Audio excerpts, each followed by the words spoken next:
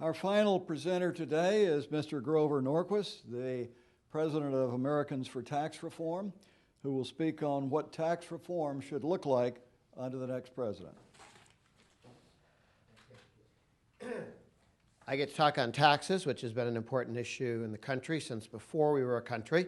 In 1774, we were paying between 1% and 2% of our income as in taxes.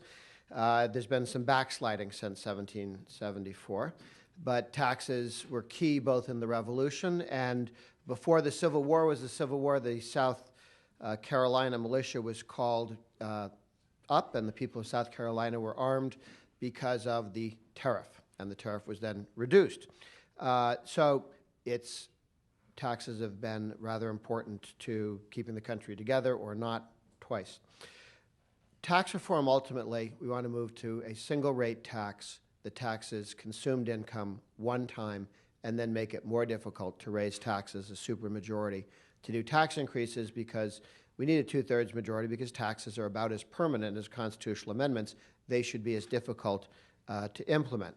The reason we want to move towards a single rate in taxes is not a question of fairness. Taxation is about taking money from people who earned it and giving it to people who do not necessarily earn it. Fairness is not part of this process. The reason we want to have a single rate tax is that the politicians, when they raise a single rate tax, have to look everybody in the country in the eye and say, I've got a really good idea, and you are all paying for it, at which point everybody's listening. So the reason for a single rate tax is to tax everybody the same. If you don't have a single rate tax, if you have a graduated tax, we've seen politicians from Clinton to Obama say, well, I'm only going to tax this 2%. So the rest of you probably want to go in another room because it won't be pleasant, it may get loud, but it's not you. So be glad that it's not you. They divide the electorate up into different pieces and mug them one at a time. This is the Richard Speck theory of tax increases. If you can't take on everybody in the room at once, take them out of the room one at a time. One rate, one time. Don't tax income when you save it, when you earn it, when you save it, when you invest it, and when you're stupid enough to die, tax it each time. And what we want to do is tax it one time and leave it at that. So it's clear what people are paying. One of the questions people ask, well, if you're going to cut taxes, doesn't the government lose revenue? A couple of key numbers to remember. If the economy, not the government, the economy grows at 1% a year more for a decade, so it grows at 3% a year instead of at 2% a year for a decade, government ends up with more than $2.5 trillion. The government ends up with more than $2.5 trillion in tax revenue for that decade period. So you'd grow at 4%, Reagan's rate of growth, rather than 2%, Obama's rate of growth, and the government ends up with more than $5 trillion additional dollars. You can cut taxes a great deal in order to get that growth and not, quote unquote, lose revenue. So that's the big picture. What can be done in the next 4 years? The next president can do what, should do what? Start, number one, there are 11 issues I want to bring forward. One, reduce the corporate income tax. Ours is at 35%. The European average is 25%. The Chinese are at 25%. The Canadians are at about 15%. We ought not to be non-competitive in taxing our businesses and then try and have them compete internationally. Second, we need to reduce uncertainty, and that means taking all those taxes that are put in temporarily, they're called the extenders. Some of them should be made permanent, such as the ones on R&D tax credits or tax expensing for small businesses. Some shouldn't exist at all and should be phased out. But the idea of having temporary tax cuts leads to uncertainty in the economy, and since such temporary tax cuts have to be re-upped, and everybody knows they have to be, they are exactly the sort of thing where people hang little boat anchors on must-pass legislation, and you get both corruption and bad law as a result. Third, and I'm very pleased to say all of the Republican proposals, all the Republican presidential candidates who put together a tax proposal, all include moving to expensing and away from long depreciation schedules.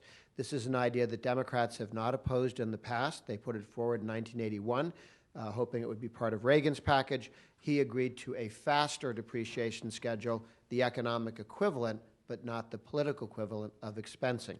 Expensing means when you buy $1 million worth of equipment, you take that million and don't count it as income because you don't have it anymore, rather than divide it into 10 pieces and take that tax deduction $100,000 a year at a time for 10 years. Full expensing dramatically reduces the cost of investment.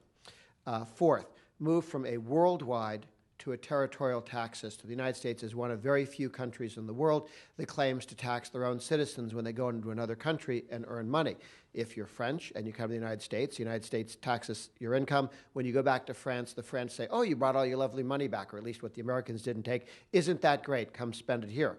In the United States, if you work in France, you pay the French taxes. When you want to bring it back either as a person or as a company, they want to tax it again. This is ridiculous. And we ought to move to a territorial system where we only tax things that happen inside the United States. We need to encourage and simplify all of the efforts at tax-preferred savings investments with individual retirement accounts, health savings accounts. There are a number of ways to make them easier to roll into each other, to expand them. This is a way to eventually eliminate the double taxation of savings and investment during your lifetime. You pay taxes when you earn, when you consume something, but not taxes on money that you're investing and saving for the future.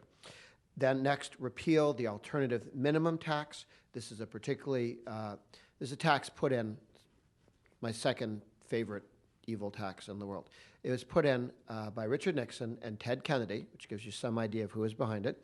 And they said there are 155, some people say 115, there's a little argument, but somewhere between 150 and 155 people who were paying no taxes because they put all their money into city and state bonds.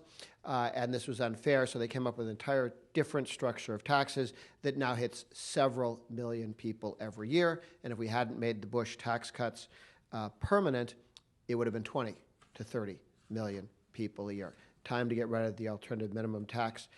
We need to move to reduce the capital gains tax rates. Some argue for zero. I think that's a fine number, but the correct answer is lower, lower, lower until you get to zero as quickly as you can. Eighth, repeal the death tax. Right now, you earn money, you pay taxes on it, you save, you pay taxes on that. Then they take your life savings that you've already paid taxes on when you earned it. You've paid taxes on all the way through in capital gains taxes and corporate income taxes and dividend taxes and interest, taxes on interest, and everything you've still managed to accumulate after this assault on your life savings, the government wants to come in and take a chunk of. Now, the death tax was greatly reduced as a result of the Bush tax cuts and then making much of them permanent, but not all. The problem is, like crabgrass, if you don't get rid of the death tax completely, it will grow back. You know, the higher deductions or exemptions will be reduced. This has happened before. Lower rates will be increased. We have to take the death tax to zero. And the good news is that remains one of the most popular tax cuts in the United States. Even though only a very small percentage of Americans pay the death tax or expect to pay the death tax, 70+% of Americans think it's unfair. And that says a lot about the health of the United States, that people do not take the approach that Obama sometimes thinks is, oh, great, tax somebody else, that's good, they're rich, make them bleed. People go, no, that's not fair, that's not just. Maybe I would save someday, maybe my children will. It may not affect me, but it's unfair to do it to other people. Now, there's another federal issue that's not a federal tax, but that is federal legislation that some people are pushing to allow states to tax across state lines. That if somebody sells things online, the government wants to not collect the tax directly from you, but to reach over to Amazon or to a company that sells things online and tax you through them, because of course they'll have to raise prices for you. This allows a state of Alabama to tax businesses in New York and vice versa. If you can imagine the abuses that would take place by taxing people who can't vote against you. There's no limit to what politicians will do to a business or an individual who doesn't live in their state and can't even vote against them.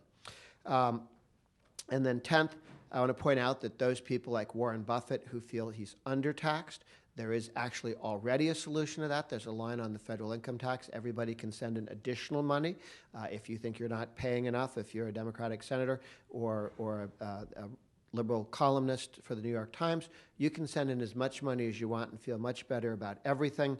6 states have that, including my home state of Massachusetts, where I lived prior to emigrating to the United States.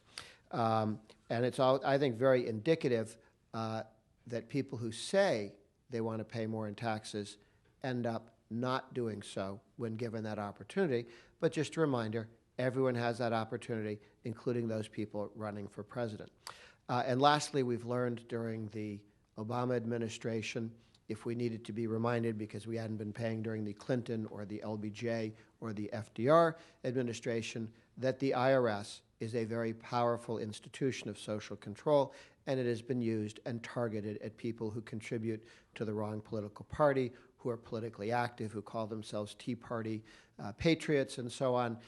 We need to do a deep dive into the IRS, give everybody immunity as long as they tell the truth, and we can find out exactly what did happen and who did what and why, and then we can move forward with laws as necessary to make sure this never, ever happens again. The IRS needs to be reined in and disciplined, and I'm disappointed that while we now know that there was a great deal of politically directed corruption and going after people for their political views, there wasn't a single whistleblower in the entire IRS. The corruption that says it's okay to go after people, to serve a political master, to go after his or her enemies, is so deep that no one inside the IRS complained.